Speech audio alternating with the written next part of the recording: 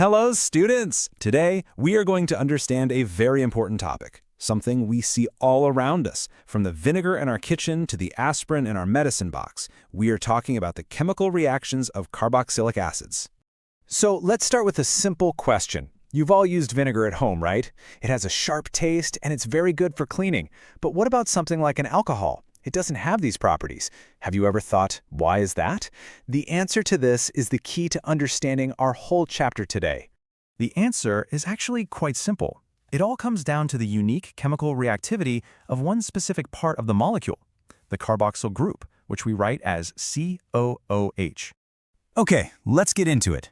Now I know many of you must be thinking, oh no, another chapter full of reactions to memorize? But what if I told you that you don't need to memorize anything? There's one simple principle that explains everything. Let's look at it. You see, most of the reactions of carboxylic acids happen in only one of two places on that COOH group. So instead of memorizing dozens of reactions, you just need to understand what happens at these two specific locations. These two reaction hotspots are, first, the bond between oxygen and hydrogen can break. This is called OH bond cleavage. The second possibility is that the bond between carbon and the entire OH group breaks. This is COH bond cleavage. That's it. Just these two types of reactions. Let's look at them one by one. So let's start with the first type of reaction, acidity, which involves the cleavage of the OH bond. Now, here's a useful analogy to understand this. Think of carboxylic acids like a splitting couple that actually become more stable after they split. How? Because both partners contribute to the stability after the split. In chemistry, stability is the most important thing. This stability is the reason why carboxylic acids are acidic. So what exactly is acidity in this context? Simply put, it is the ability of a carboxylic acid, RCOOH, to donate a proton, that is H+. When it donates this proton, it forms something called a carboxylate ion, RCOO-, and this ion is very, very stable. So, how does this stability come about? It's because of something called resonance. Let's see the steps. First, the carboxylic acid loses a proton. What's left is the carboxylate ion, which has a negative charge. Now, this negative charge is not sitting on just one oxygen atom. It is actually shared between both the oxygen atoms. This sharing of charge, this resonance, is what makes the ion extremely stable. This comparison makes it very clear.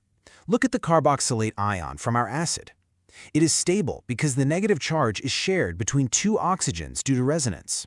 Now look at the alkoxide ion, which is formed from an alcohol. Here, the negative charge is stuck on only one oxygen atom. There is no resonance. This makes it very unstable. And because the alkoxide ion is unstable, the alcohol does not want to lose its proton. And this is exactly why vinegar is acidic, but an alcohol is not.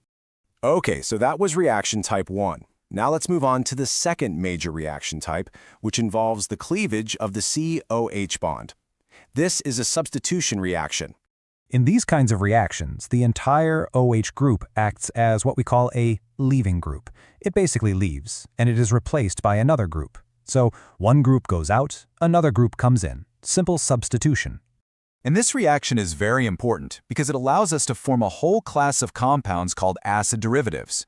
For example, if the OH group is replaced by -Cl, we get acid chlorides. If it's replaced by -OR', we get esters. You know, esters are the compounds that give fruits and flowers their pleasant smells.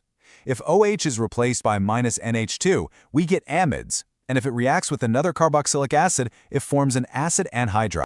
So to put it all together, let's look at a very famous real-world example, the making of aspirin. This will show us exactly how these principles work in practice. This happened way back in 1897.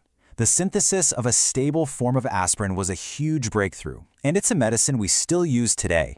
The key reaction used to make it is based on the very principles we are discussing. The specific reaction is called esterification. As the name suggests, it is a reaction to form an ester.